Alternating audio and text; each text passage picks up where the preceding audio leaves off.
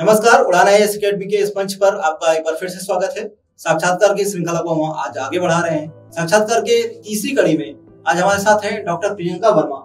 Doctor Priyanka Verma PSC 2013 में 6वीं rank हासिल कर डिप्टी कलेक्टर के पद पर चयनित हुई हैं। वर्तमान में सूरजपुर जिले में ज्वाइंट कलेक्टर के तौर पर कार्यरत हैं। डॉक्टर प्रियंका वर्मा से पूरी बातचीत हम करेंगे, उनकी जर्नी कैसे रही, क्या कुछ उनका संघर्ष रहा है। तो सबसे पहले प्रियंका जी आपका स्वागत है। प्रियंका जी, सबसे पहले जानना चाहेंगे कि आपकी पारिवारिक पृष्ठभूमि किस तरह की है? मेरा जन्म अंबिकापुर में हुआ है और मेरी स्कूलिंग भी अंबिकापुर से ही हुई है, हॉली क्रॉस कॉन्वेंट स्कूल अंबिकापुर से। मेरे माता पिता भी शिक्षक रहे हैं, सब अभी रिटायर्ड हैं और पिताजी अभी नहीं रहे। उसके बाद मैंने बीडीएस की पढ़ाई करी है गवर्नमेंट डेंटल कॉलेज रायपुर से और वहीं पर इंटर्नशिप के दौरान मैंने तैयारी स्टार्ट की और 2012 पीएससी में मेरा 82 रैंक आया था, जिसमें सहायक अधीनस्थ लेखा सेवा अधिकारी के रूप में चयन हुआ। फिर तैयारी किया और 2013 में डिप्टी कलेक्टर की। 12वीं के बाद आप मेडिकल फील्ड की तरफ आ गई थी, आपने डेंटिस्ट्री की पढ़ाई की। अचानक से प्रशासनिक सेवा की तरफ आना किस तरह से हुआ? कई सारी परिस्थितियां उस समय निर्मित हुई थी। एक तो ये है कि 12वीं के बाद उस अंबिकापुर उस ज़माने में बहुत ही कम जानकारी हुआ करती थी लोगों के पास और सभी बच्चे मेडिकल या इंजीनियरिंग में जा रहे थे। एक अच्छा प्रोफाइल, एक अच्छा करियर चूज़ करने का ज़्यादा ऑप्शंस नहीं थे और मेरे बायो में अच्छे मार्क्स रहते थे, साइंस में अच्छे मार्क्स थे, तो हम सभी चाहते थे कि मैं डॉक्टर बनूं। घर में भी सभी चाहते थे, तो ऑब्वियसली पीएमटी की तैयारी की मैंने और बीडीएस में सिलेक्शन हुआ। गवर्नमेंट डेंटल कॉलेज में पढ़ाई की। इंटर्नशिप के ही समय मेरे कुछ सीनियर्स थे जो उस समय तैयारी कर रहे थे और हमें सूचना मिली कि वो लोग चयनित हुए हैं। 2 सीनियर्स चयनित हुए थे, तो उससे और भी अधिक प्रेरणा मिली और फिर हमने भी तैयारी स्टार्ट की। और इसी के समय साथ साथ कभी कभी कलेक्ट्रेट भी जाना होता था रायपुर में कोई ज्ञापन देने या कॉलेज की तरफ से, तो कलेक्टर सर जो रायपुर है उनसे भी 1-2 बार इंटरेक्शन हुआ और कुछ हमने एक मार्च वगैरह किया था, उसमें एडिशनल एसपी रायपुर उनसे भी परमिशंस लेने के लिए वहाँ पर भी हम गए। तो वो माहौल, वो इंटरेक्शन जो था वो काफ़ी प्रेरणास्पद था, तो और भी ज़्यादा इच्छा जागृत हुई कि प्रशासन में आया जाए।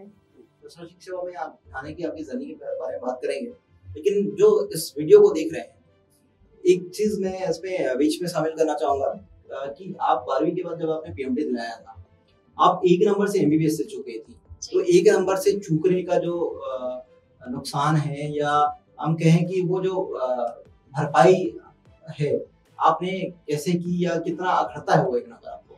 वाकई बहुत ज़्यादा उस समय कष्ट हुआ था और हमसे भी ज़्यादा परिवार को कष्ट हुआ था कि थोड़े से नंबर्स की वजह से नहीं हो पाया, क्योंकि उस समय मेरे सभी साथियों का एमबीबीएस में चयन हो गया था और मैं ही रह गई थी।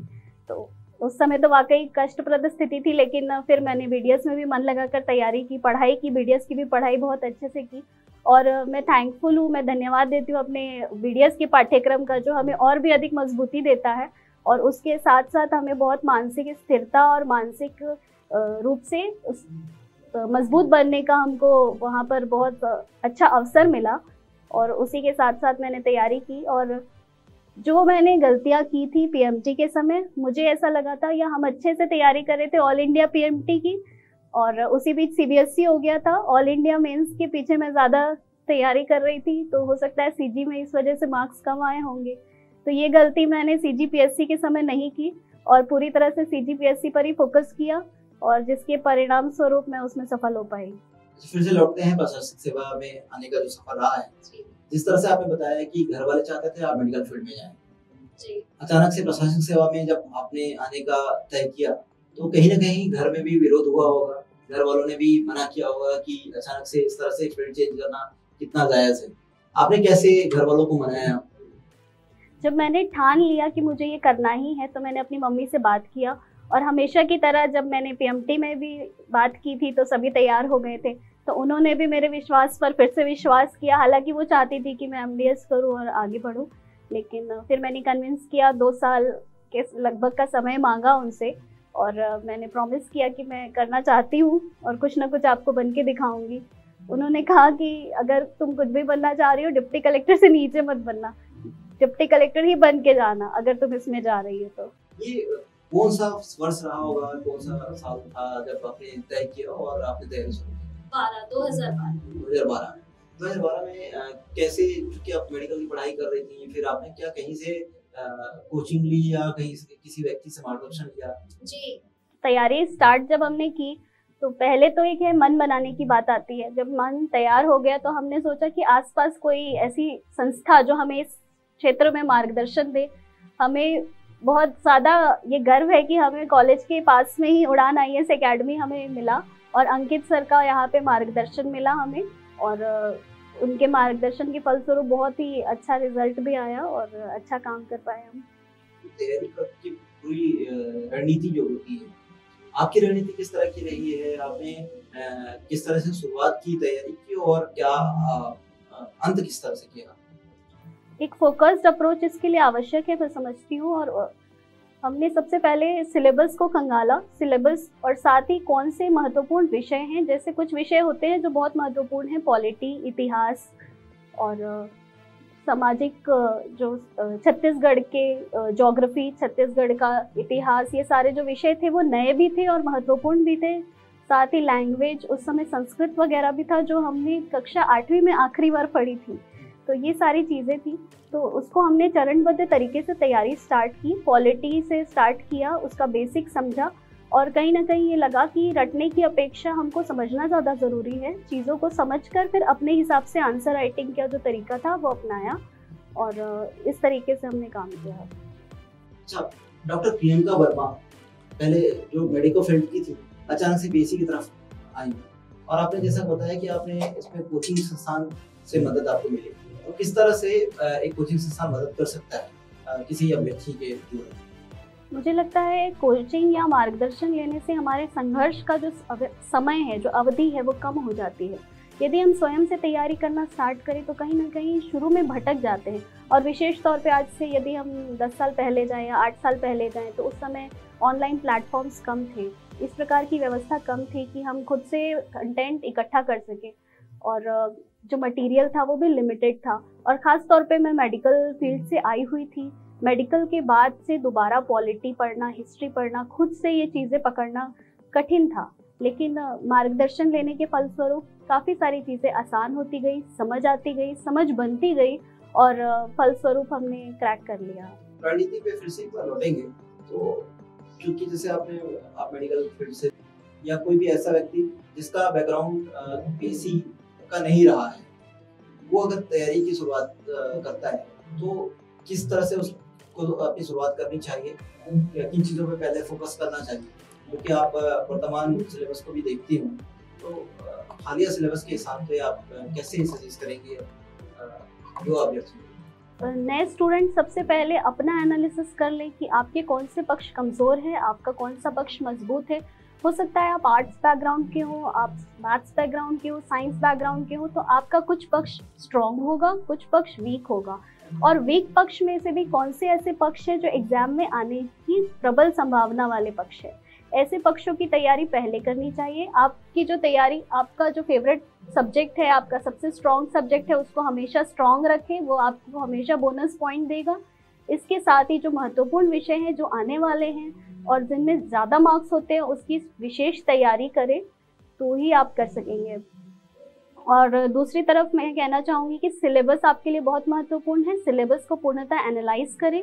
प्रीवियस पास्ट जो 5 इयर्स 10 इयर्स के पेपर्स है, विशेष रूप से अभी का जो पैटर्न है 5 साल के जो पेपर्स है, उन्हें एनालाइज करें और उसके हिसाब से अपनी तैयारी प्रारंभ करें। अवश्य कॉन्फिडेंस आएगा। साथ ही टेस्ट सीरीज लगातार ज्वाइन करते रहें। टेस्ट देने से अपना एनालिसिस होता है, लोगों के बीच में अपना पोजीशन हम जान पाते हैं और बेहतर आगे रणनीति बना सकते हैं। पीसी 2012 में आप सेलेक्ट हुई, कहीं ना कहीं इंटरव्यू में मार्क्स कम हुए होंगे या कहीं गलती हुई होगी। 2013 की पीएससी में कहाँ कमी रही, उसको कैसे एनालाइज किया आपने और कैसे उसमें सुधार किया? 2012 पीएससी में मेरे मेंस में मार्क्स थोड़े कम आ गए थे और उसका भी रीज़न मैंने एनालाइज किया। मैथ्स में मेरे थोड़े कम मार्क्स थे, साइंस मेरा पर्टिकुलर विषय है पर फिर भी उनकी अपेक्षाओं के अनुसार वो साइंस में उतने मार्क्स नहीं आए थे। साथ ही जो ज्योग्राफी और इकोनॉमिक्स का विषय है उसमें मेरे मार्क्स कम आए हुए थे। तो मुझे ओवरऑल एनालिसिस ये लगा कि इकोनॉमिक्स में मेरी पकड़ कमज़ोर है और इसी इकोनॉमिक्स को फिर मैंने सुधार किया, उसी पर ज़्यादा वर्क किया। साथ ही साथ जो मैंने सिनॉप्सिस बनाए हुए थे 2012 पीएससी के दौरान अन्य विषयों के, उन्हें बार बार रिवाइज किया, उस पर आंसर राइटिंग की, ज़्यादा से ज़्यादा आंसर राइटिंग किया और इकोनॉमिक्स को और स्ट्रॉन्ग किया। अच्छी किताबों से मैंने कंसेप्ट लिए और इन सभी के फलस्वरूप इकोनॉमिक्स में अच्छे मार्क्स आए 2013 पीएससी में और सिलेक्शन हुआ। नोट्स बनाने के दौरान कुछ खास बातों का ध्यान आपने रखा होगा? जी, नोट्स में साथ में पहले सिनॉप्सिस बनाते थे, पर किसी भी चीज़ों को पढ़ने के पश्चात किसी टॉपिक को पढ़ने के बाद हम सबसे पहले सिनॉप्सिस बनाया करते थे और सिनॉप्सिस चीज़ों को छोटा करके और मोस्ट इम्पॉर्टेंट पॉइंट्स को हाईलाइट करके लिखने का एक तरीका होता है जो एग्ज़ाम में भी काफ़ी फ़ायदेमंद होता है। जनरली हम लोग एसे वगैरह में भी इसे उपयोग करते हैं और यही सिनॉप्सिस मैंने जो 2012 में बनाई थी, 2013 में सिर्फ सिनॉप्सिस रिवाइज करके गई थी, वो काफ़ी काम आया मुझे। प्रियंका जी, इंटरव्यू एक बहुत महत्वपूर्ण चरण होता है पीएससी में, तो आपने इंटरव्यू की तैयारी किस तरह से की? इंटरव्यू की तैयारी कर सबसे पहले अपना बायोडेटा एनालाइज किया, बायोडेटा को थरोली प्रिपेयर किया। इसके अलावा जो पोस्चर था, जो हमारा जेस्चर होना चाहिए या क्या सिचुएशन होंगी उस समय इंटरव्यू में, इंटरव्यूअर के क्या हमसे एक्सपेक्टेशंस होंगे, इन सब चीज़ों को लेकर एक डर सा बना रहता था चूँकि उस समय हम लोग बिल्कुल नए थे। तो इस समय हमने मॉक इंटरव्यू ज्वाइन किया था उड़ान का और उड़ान के अंकित सर के मार्गदर्शन में और उसके फलस्वरूप हमने काफ़ी सारे सुधार किए अपने जेस्चर्स पे, पोस्चर्स पे और किस तरीके से तैयारी करनी होती है, क्या सवाल होते हैं, माइंडसेट एक हल्का हो गया, एक डर थोड़ा कम हो गया कि फाइनल इंटरव्यू में किस तरीके की चीज़ें होंगी, तो ये चीज़ें आसान होती गई। कहीं ना कहीं कहें कि मॉक इंटरव्यू जो है आपको इंटरव्यू के लिए पूरी तरह प्रिपेयर कर देता है? जी, मॉक इंटरव्यू काफ़ी सहयोगी रहता है और कहीं ना कहीं आपकी जो कमियां होती हैं, जो कुछ बोलने का तरीका या फिर आपके विचार या कोई आंसर पर्टिकुलरली सही नहीं जा रहा है, तो उन सभी चीज़ों को हम पहले ही सुधार सकते हैं, इसकी बजाय कि फाइनल डे पे जाके वो गलतियां करें। सिलेक्शन के बाद भी चुनौतियां कम नहीं होती। आप लगभग 7 साल से इस फील्ड में हैं, लेकिन फील्ड में किस तरह की चुनौतियां होती हैं अगर आप शेयर करना चाहें?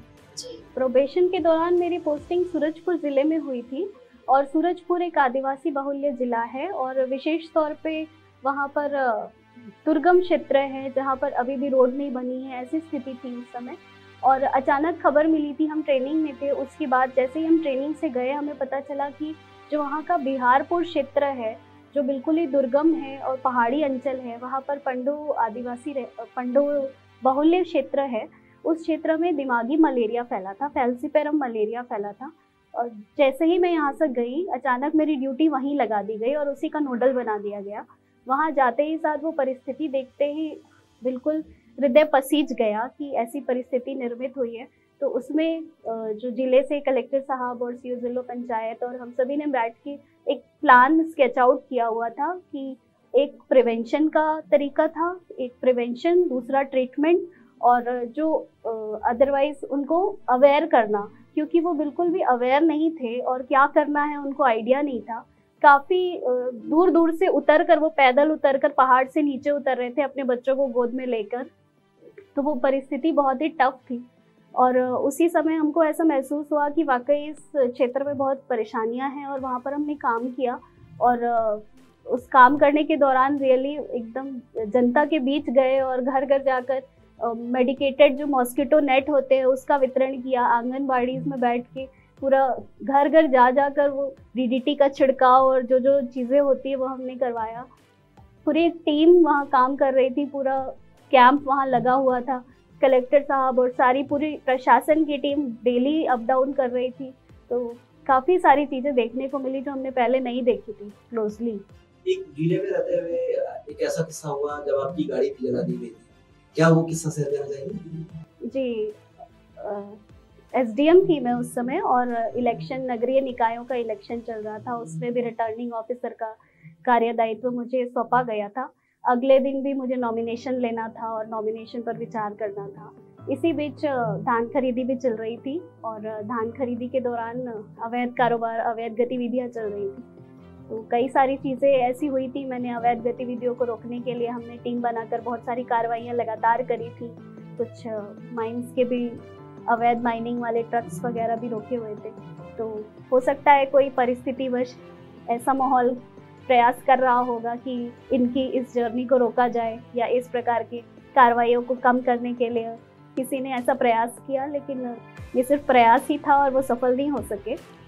जलाने का प्रयास किया लेकिन जल नहीं पाया। तो जो भी इस वीडियो को देख रहे हैं उनको बताना चाहूँगा कि अधिकारी बनने के बाद भी चुनौतियाँ कम नहीं होती और शायद विद्यार्थी जीवन से ज़्यादा बड़ी चुनौतियाँ अधिकारी बनने के बाद सामने आती हैं। जी, मुझे ये लगता है कि जब हम विद्यार्थी जीवन में रहते हैं तो हम समाज की परिस्थितियाँ देखते हैं, समाज की बुराइयाँ देखते हैं और मन व्यथित होता है, क्यों हम कुछ नहीं करते, कोई कुछ नहीं कर रहा।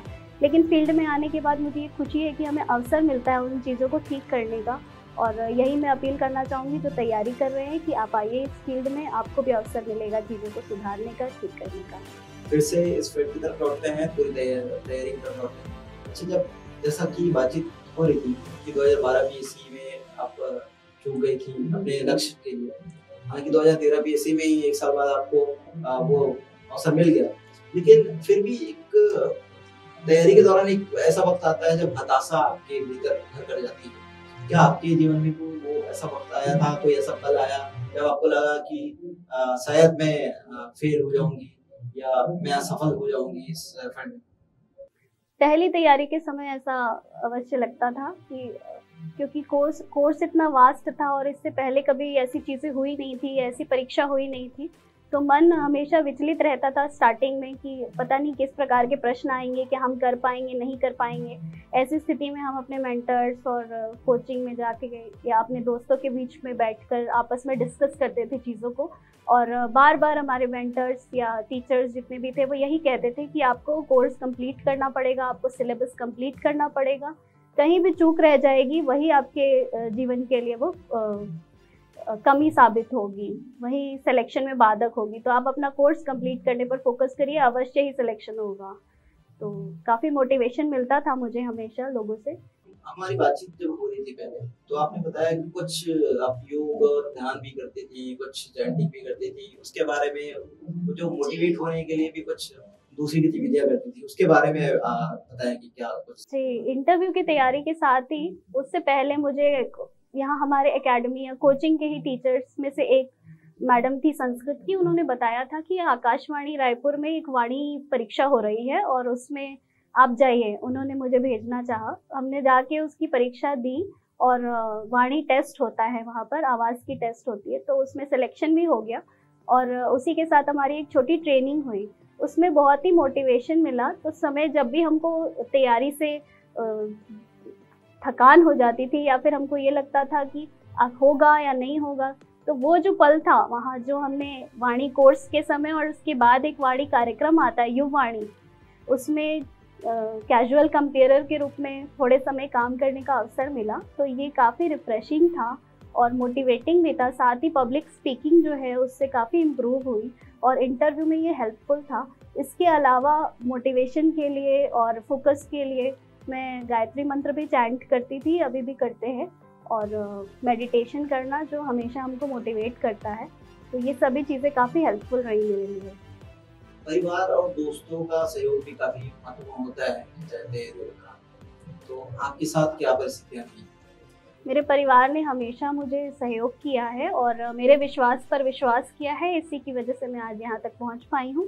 और दोस्त भी मुझे तैयारी के दौरान स्कूल में, कॉलेज में हमेशा मोटिवेटिंग मिले, वो भी मुझे मोटिवेट करते रहे और यहाँ पर एकेडमी में भी पूरा परिसर जो था मोटिवेशनल ही था और सभी ने मोटिवेट किया कि तुम्हें बनना ही है और बनकर रहोगी। और फाइनली जो सिलेक्शन का डे था हम सभी बहुत खुश थे और फाइनली सिलेक्शन हुआ।